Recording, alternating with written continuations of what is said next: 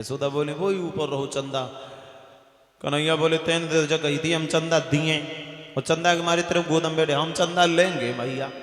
यशोदा बोली बाबरे चंदा लो ना जा चंदा देखो जा वही ऊपर रहो। कन्हैया बोले हम लेंगे तो चंदा ही लेंगे।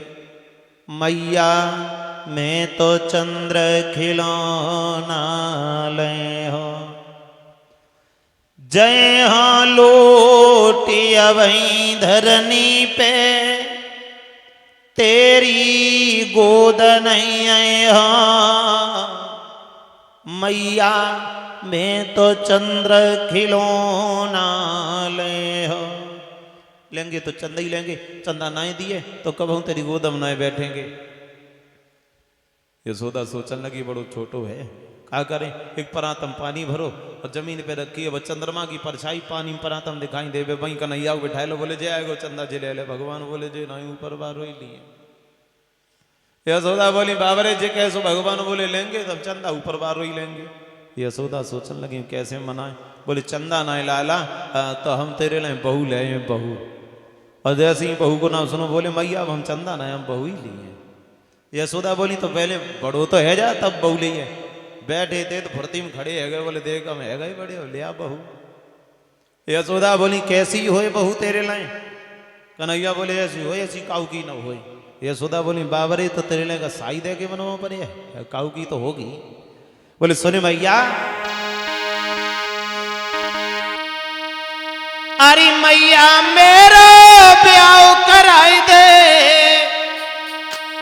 और तू मन माने में माँ और माँ ऐसी दुल्हन होए न और जमाने में।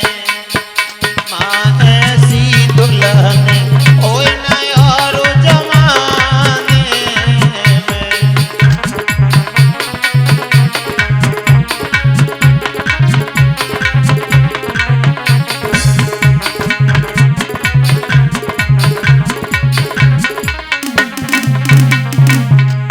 कैसी होए तो पहचान बता दो भाई। कन्हैया बोले मैया सुने ए रूप रंग बारी बारी उम्र में बारी बारी बारी सुकुमारी और बरसाने बारी होवे बरसाने बारी होवे।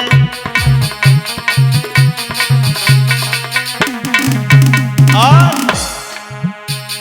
काली कजरारी कारी काजर की कोर कारी कारी कारी भोए बकी लटकारी कारी हुए लटकारी कारी हुए।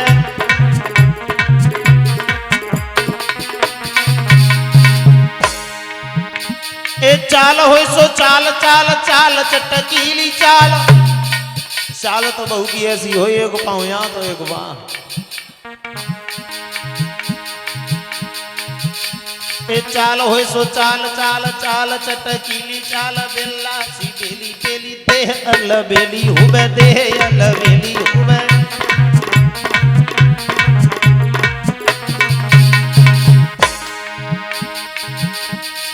जाके समूहे चंदा लागे शर्माने में। माँ ऐसी दुल्हन होए न और जमाने में।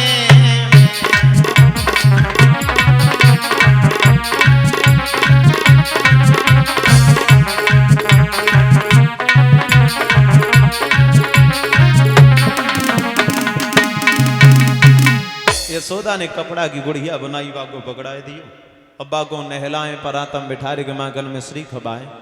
धीरे धीरे सज्जनों यूं ही समय यापन होने लगा। काफी दिन हो गया जब भगवान कहीं बाहर माखन चुराने नहीं जाते हैं। एक समय की बात है सब ग्वाला इकट्ठे होकर के कन्हैया के पास में पहुंचे हैं और श्याम सुंदर से कहते हैं मुरलीधर हाँ कहीं माखन चुराने नहीं जाते हैं घर में बहुत समय हो गया अच्छा नहीं लगता है। श्याम सुंदर बोले तुम सब लोग चले जाते हम पकड़े जाते। ओलहना माँ यशोदा के पास में आता है। यशोदा मैया हमें गुलचा लगाती डांटती हम कहीं नहीं जाएंगे घर पे ही रहेंगे।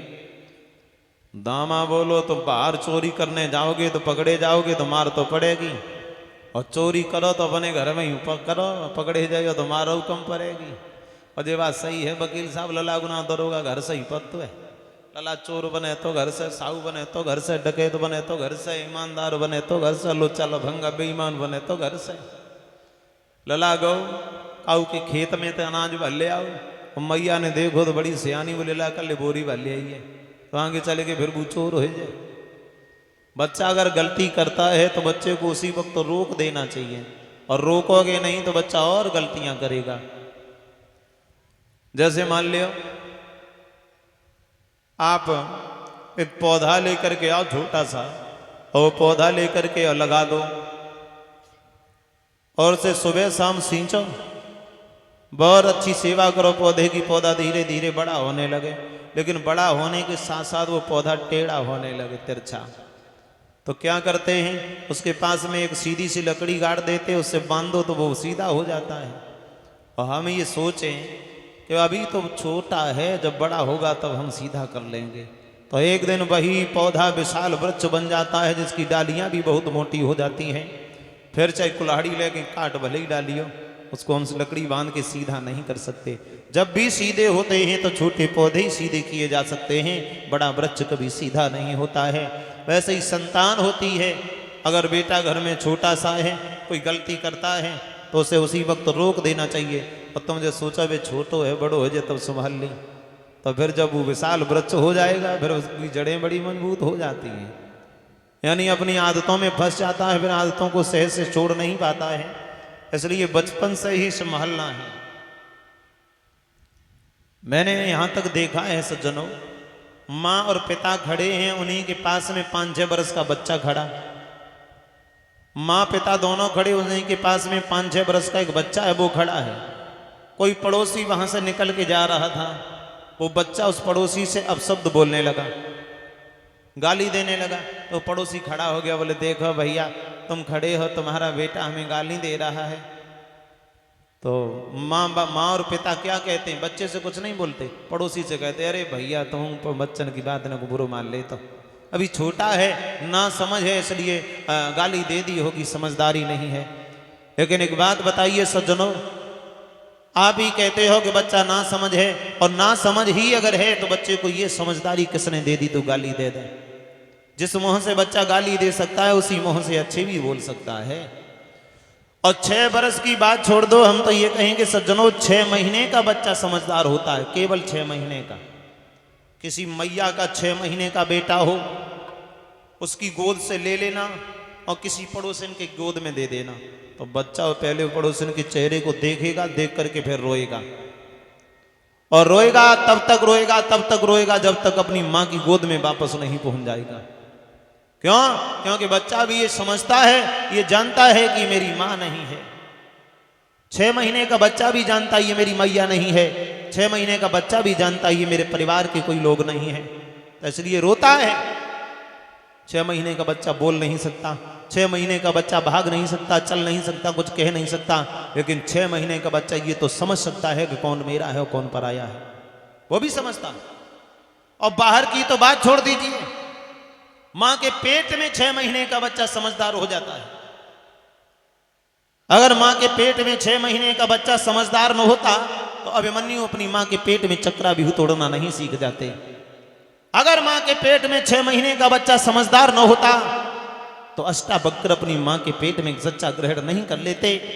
और अगर 6 महीने का बच्चा पेट में समझदार न होता तो गुरु बृहस्पति का लड़का कच्छ और शुक्राचार्य के पेट में जाकर के संजीवनी विद्या नहीं अध्ययन कर लेता।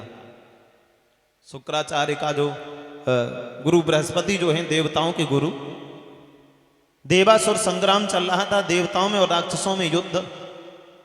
देवता लोग कोई खत्म हो जाते थे, कोई चोट लग जाए तो द्रोणागिरि पर्वत पर जाकर के संजीवनी बूटी ला करके तब गुरुदेव बृहस्पति जी उन देवताओं को जिंदा करते थे।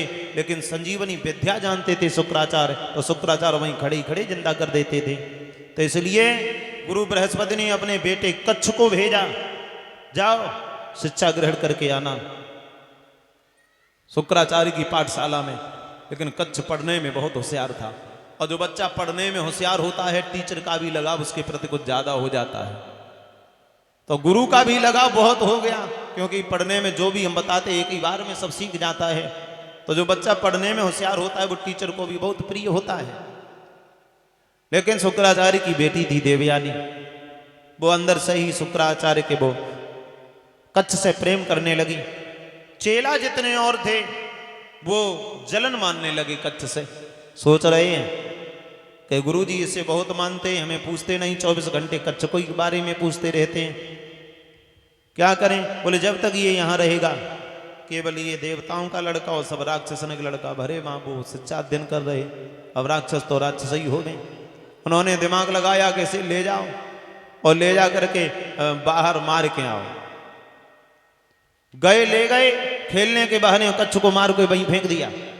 देवयानी का ये नियम था, जब तक शाम को कच्छ को नहीं देख लेती थी तब तक भोजन नहीं करती थी। देवयानी चारों तरफ घूमी, जब कच्छ नजर नहीं आया तो अपने शुक्राचार्य पिता से पूछा, पिताजी आज कच्छ नहीं आया, कहाँ गया। शुक्राचार्य ने ध्यान धर के देखा तो क्या देखा, मरा पड़ा है। गए और संजीवनी विद्या से जिंदा कर लाए। चेलों ने सोचा अब ऐसे मारेंगे तो गुरुजी जिंदा कर लेंगे। फिर दोबारा फिर ले गए खेल के बहाने, फिर कच्छ को मारा, मार के छोटे छोटे से टुकड़े करके चील और कौओं को खिला दिया। फिर नहीं आया। देवयानी ने पूछा, गुरुजी पिताश्री आज कच्छ फिर नजर नहीं आता है। शुक्राचार्य ने फिर ध्यान धर के देखा तो क्या देखा, अब की बार तो चेला चील कौओं खवाया है। शुक्राचार्य ने अपनी विद्या चारों तरफ फैलाई, चील और कौओं से वो पिंड गिरने लगे। उन पिंडों को इकट्ठा करके फिर शुक्राचार्य ने जीवित कर लिया। चेला सोचने लगे अब क्या करें। फिर